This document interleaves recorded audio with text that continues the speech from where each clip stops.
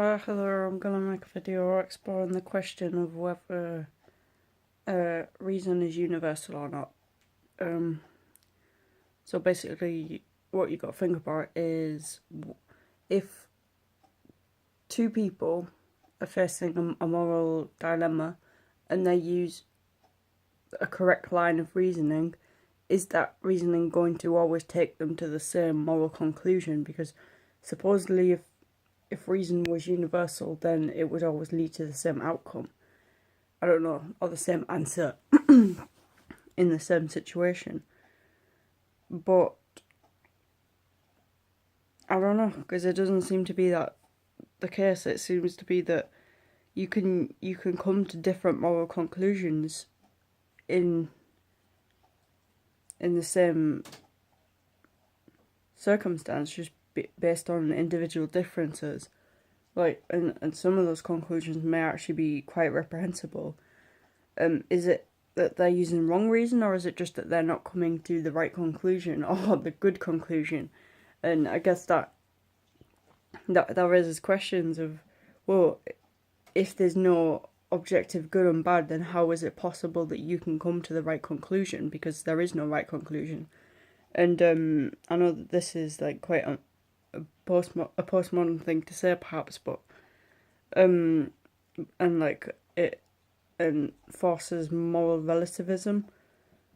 But it does seem to be the case that there is no objective morality in the world, and it's just a morality that we have created over time and almost constructed in order to, I guess, maintain order within society. And I don't think we've even necessarily done that consciously. I think most of that's happened unconsciously. So, but I don't think that makes it trivial. I don't think that moral values are necessary. Just because moral values have been almost socially constructed throughout time, that definitely doesn't make them trivial, because I think they do have a purpose in preventing bad things from happening. Like murder, for example. It's I don't think murder. Well, okay. So what's bad about murder?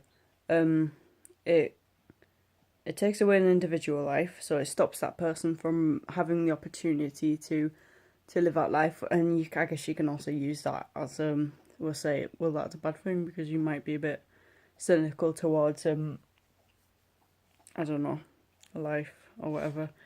You might be a bit pessimistic or nihilistic, and it's like, yeah, well, that's a good thing, okay? And I think the people who do reason in those sorts of ways are the people who actually commit these sorts of crimes, because they perhaps they're so nihilistic and they're so detached from any traditional value system that they just, I guess, try and create their own value system, because I don't think it's unreasonable to do certain things. I think we can use logic and reason and come to what seem to be abhorrent conclusions, because it's not irrational. Because and this goes back to what I was saying at the start: is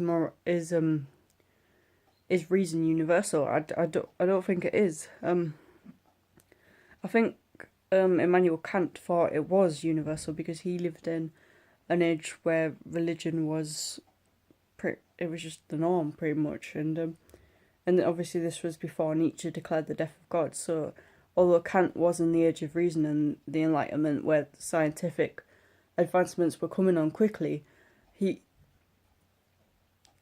was still almost people were still acting as if God did exist, and they were still living by these religious norms and values. Whereas it was in the 20th century that these really started to break down, and moral relativism completely took over.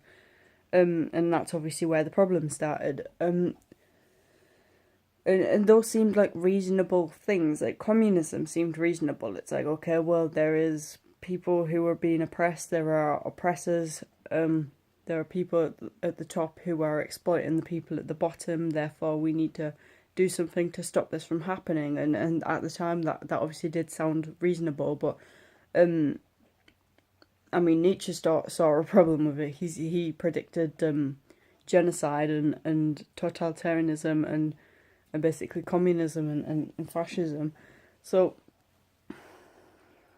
like, I don't think it was completely unforeseeable. And maybe if other people had used Nietzsche's line of thinking at the time, then they would have realised that. Also, they would have come to the same conclusion that that is what moral relativism would lead to. They would lead to a breakdown in the current norms and values. And Nietzsche, obviously, he called the general population the herd because they just followed along with whatever authority told them to do. And I think Nietzsche knew he knew this, and he said, well, with the death of God, God's not their leader anymore. Who are they going to turn to? That, like, he didn't think that, he wasn't so naive to say that they're just going to become individuated and they're going to, I guess, become able to run their own lives properly. That they're going to turn to something else for a form of authority, and that happens to be the state. And I think Nietzsche's extremely smart for actually predicting this, and he was extremely critical of religion. He didn't like it at all because he believed it promoted like a slave mentality almost, where people they valued things like pity and kindness and all these virtues which almost kept people submissive. So in that way, it's like Karl Marx's quote, well, religion is the opiate of the masses. It keeps them just oppressed and asleep and not thinking for themselves and unable to become individuals. And Nietzsche, he was extremely I don't know how to put this, but forthcoming with his criticisms. Like, he didn't hold back. He would be extremely critical, like to an extreme extent, in his books and things like that. So, yeah, but I think he did recognise that people needed some sort of authority, or people. I don't know if they needed, but it's like they were unable to distinguish themselves as an individual from the group, so they sort of, so that in when communism started to rise up, they identified themselves with that. They identified themselves with the ideologue instead of identifying themselves with the religious values, which may not have all been too great according to Nietzsche, but there were these religious values would have been. I mean, these political values were so much worse because, well, as Nietzsche predicted, they led to genocide, and I think that's because they didn't have roots necessarily. I don't quite know how to put that. It was just like well, Jordan Peterson describes political ideologies as parasites on underlying religious structures. So we'll take communism for example. Within communism, you can see that there is clearly Christian roots, or at least I can see this anyway. And I think this is the case. It's compassion for the poor, so it's like offering that preferential option for the poor, which is sort of like what Jesus was teaching. But the thing that distinguishes it from a religious system is that the preferential option for the poor almost becomes mandatory. It becomes legal, and so the logic behind it was that they would like all share the means of production because, you know, sharing's good, right? It's a good virtue to have apparently, but it didn't take into account the individual differences, and it was hard to pull the poor people up. So what happened was the rich people got pushed down, and so everyone was on the same level, but it was extremely low level of existence. It was I don't know, an extremely pathological system, and people were just getting imprisoned and working that way because there was no real incentive for them to do it by choice, because people aren't just going to work for the good of the future or for the good of everyone else when they're not really gaining from it. Like, I think people are inherently selfish, and I don't think you can necessarily I don't know, control human nature in that way. And so communism just tries to legally, or tries to legislate kindness and helping the poor and giving to the poor. I don't even think that can be argued to be good, because well, we can implement some Hick here, John Hick, and he said that there's no good robot, and this basically means that a robot can't be good because it's being programmed to do what it does. If people are being kind because that's what the law says they have to do, if they're giving their goods because it is a mandatory thing, it's obligatory, then they're not actually being good. They're just they're just being forced to give to someone who may not even deserve it. Like that. Like, this is assuming that all poor people are in their position just because of oppression and not because of any other reason. It's like it's reducing inequality down to mere oppression, and that isn't the case, because I think there's other factors at play, like the biological differences. Some people are smarter than others. Some people should be in higher quality jobs, and those higher quality jobs should have a higher pay. And it does make sense that all jobs in society are important and they all need doing, but it doesn't necessarily make sense to say that just because all jobs are necessary doesn't mean all jobs are worth the same wage, because that doesn't seem to be the case. And this is partly because of the experience that some jobs require. Like, for example, if you're going to go to university for 5 years of your life after doing A levels and GCSEs to try and become, I don't know, well, I'll say a brain surgeon, but I think that's longer than 5 years. If you're going to do that job, you want to have that incentive at the end, which is going to be maybe 100k a year. You don't want to just be, well, I think if we didn't have that financial incentive, where all the high end jobs are for the intelligent people, then the intelligent people wouldn't necessarily put themselves forward or put themselves out there to take up those positions, and we would have a lack of educated and specialised individuals who actually help society as a whole. It's like, if you have a brain tumour, you don't want some person who's got maybe an IQ of 100 and isn't very well educated to be operating on your brain. You want the best of the best to be doing that, and if that requires there to be extreme financial gain at the end of that, then that's okay. That is necessary. You can't just say, oh well, we'll just bring down wages in the places where we think people are getting paid too much, because it's not going to work. If certain jobs are necessary in society and they require a lot of training, a lot of expertise, and a lot of intelligent people, then those jobs should deserve a higher wage. But in communism, everyone should get paid the same. Everyone should share the means of production, and those who have should give to those who don't have.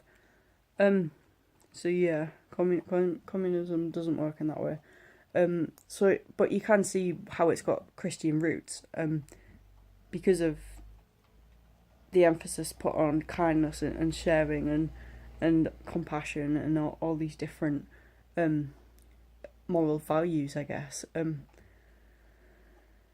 Yeah, but I think it has to be a matter of choice as to whether you want to be a moral person. I don't think it can be something which is necessarily enforced upon you. I think you have to choose to do good. Okay, so the question I started with is reason universal?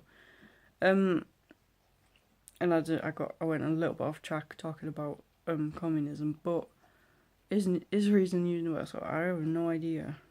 Like, that's just a simple answer to that question. I don't know.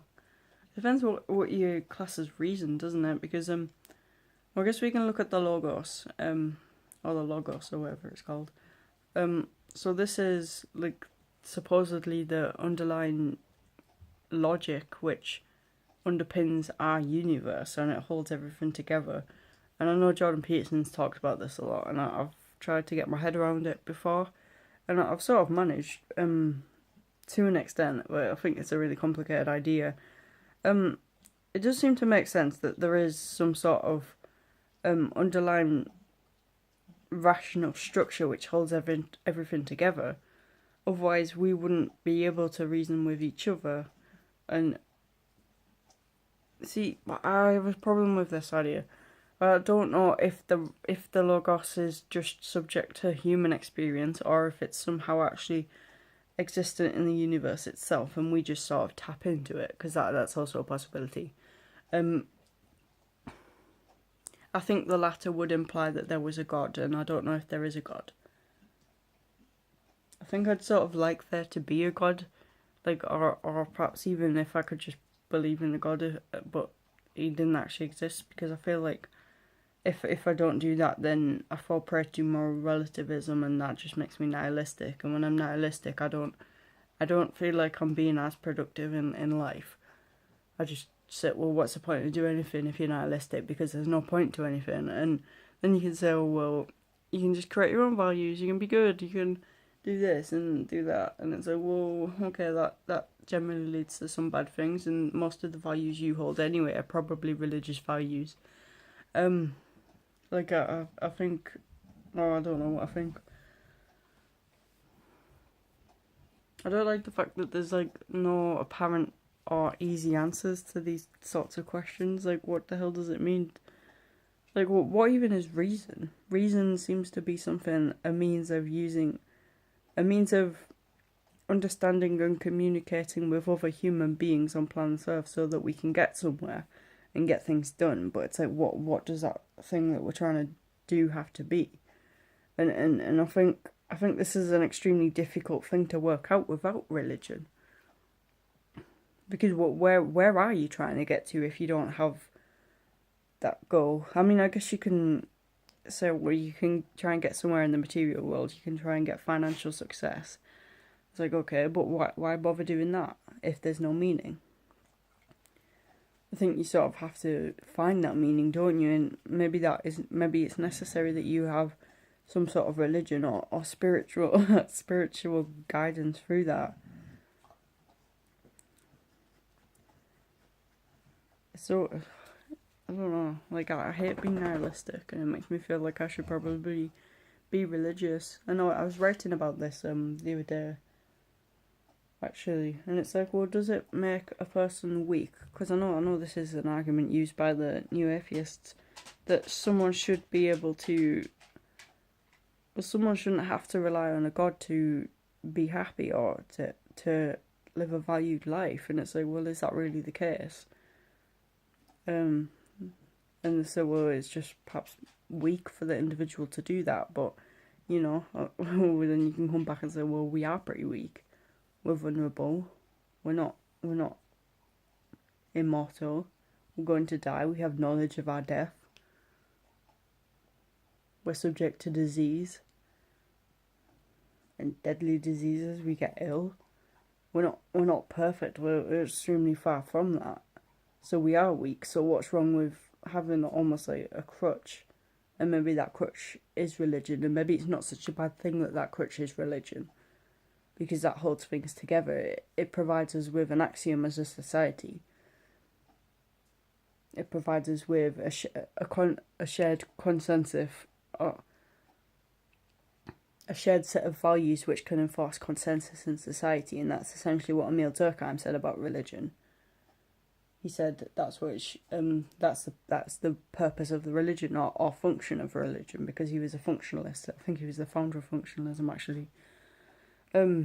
Yeah. So, like, do we need religion? Or, there's a Dostoevsky quote which says, "Without God, anything is permitted," and I've been exploring this quote a little bit recently as well, and I've oh well, I was pretty nihilistic, and I was trying to explore the ideas of how far I could go myself without having a god. And so it's basically just thought experiments, but it got a little bit uh real. I won't go into detail about it, but yeah. Um I don't know. So I did a little bit of I guess a nihilistic breakdown or something like that. Sort of like an existential crisis, but not. It was more like a yeah, and as a nihilistic breakdown fits. Um, so I was messaging my friend about it, and she told me that, well, I sent her the quote, the Dostoevsky quote, saying, "Without God, anything is permitted," and she was like, I don't know. And she told me, she said something. She was like, well, I don't need God to have meaning.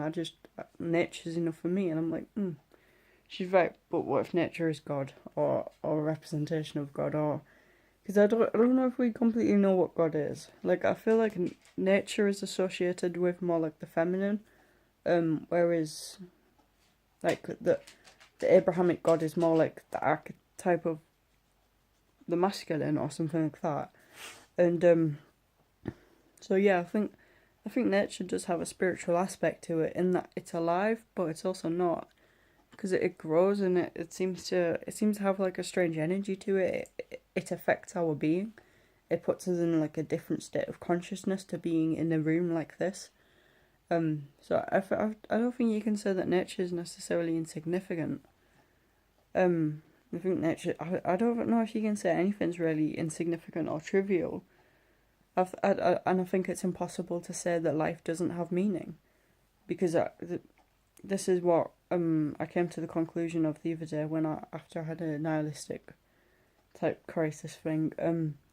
I was watching videos on where there were like documentaries on mental health and things like that. And Broadmoor and all the people who were like extremely messed up in the head, and they got like disorders whereby they can't control their emotions, they act out, they hurt themselves, and they're extremely violent, and they're the people who are basically at risk of killing people or have killed people, and or maybe even have killed themselves, some of them. And it was sort of making me think, like, something actually, because these people, they're so messed up, and they're so self-destructive and self-hating, and hating of the world.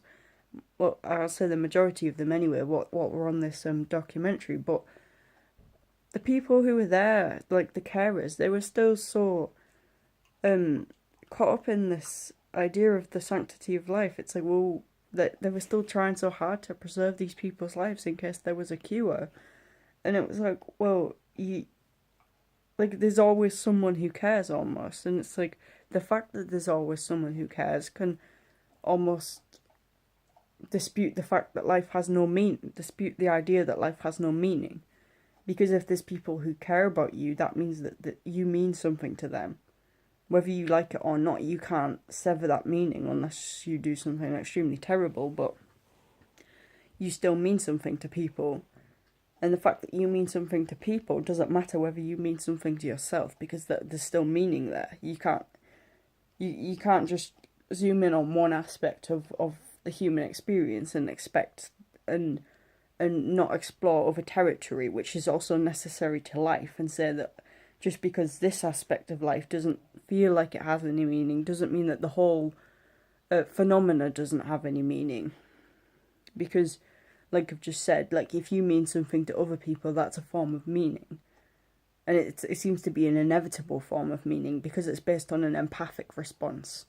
And empathy is ingrained into our being, for most of us anyway. The fact that we have empathy is I don't know, I just think it says that you can't say life doesn't have meaning.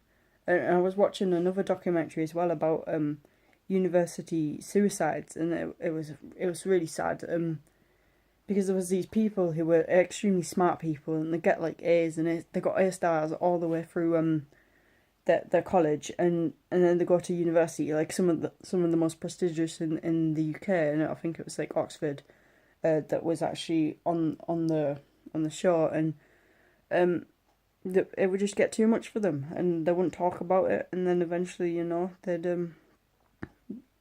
they did it. They killed themselves, and just seeing the parents' reactions, it's like, you can't go up to one of those parents and tell them that, oh, it doesn't matter, life has no meaning anyway. It's like your nihilism completely fails in that situation, because in that moment, the moment a mother or a father is told that their child has just committed suicide, that's probably one of the most significant moments in their life. And no, it's not positively significant, but it's still meaningful. That you can't tell them that has no meaning to them. Try telling that to to children with bone cancer that life has no meaning. You can't say that. It's such a unpragmatic solution to this, to life. Like I don't see how, like I think logically you can't make the conclusion that life doesn't have meaning without committing some sort of fallacy. I don't think that's possible. I think life has meaning, and that meaning is inescapable. And okay, maybe in the grand scheme of things, you can say, "Oh, you're just like a bundle of cells wandering around the earth with some sort of consciousness, which is managing to perceive things." And in the grand scheme of things, you are just meaningless. You're nothing. You're like a little speck, and it's like, oh well, okay. What's perceiving that speck? That's coming from the human mind. That's a human conception of things. Like, well, we can't perceive the noumenal world, so I don't think you should necessarily be so focused on taking that into account when looking at whether life has meaning. I think you have to look at it from the human perspective. You can't separate the subjective from. You can't just take the objective into account. You've also got to take the subjective into account. Now, both of these might be part of life, okay? We can't experience the noumenal world, yes, but does it still exist? Probably, because we all seem to be sharing this experience together in the same world and having some sort of experience, but that experience differs dramatically between individuals and even within ourselves. We might change between different states, and these different emotional states and mindsets change our perspective on the world around us.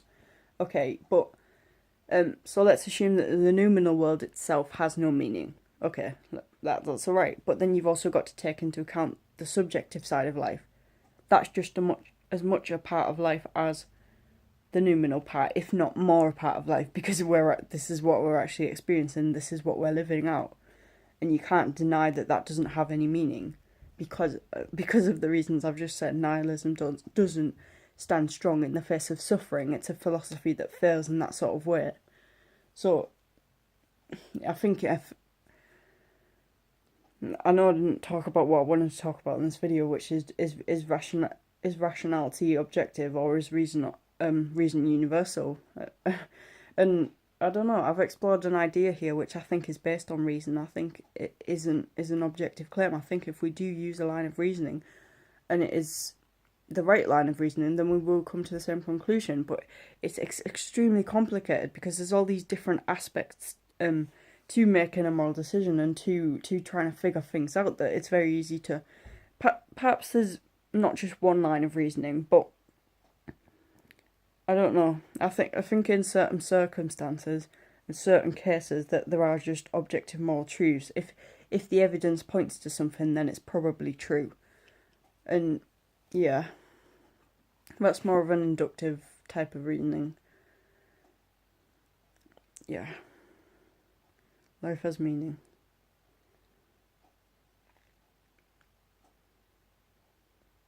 Okay. I've got football training in I've got to set off in 10 minutes, and I'm not dressed, so I'm gonna go now. But yeah, right. If you've enjoyed watching, then leave a like. I got a little bit emotional towards the end of that video because it was quite a sensitive topic, but I think it was one that I needed to talk about. Right, yeah, thanks for watching.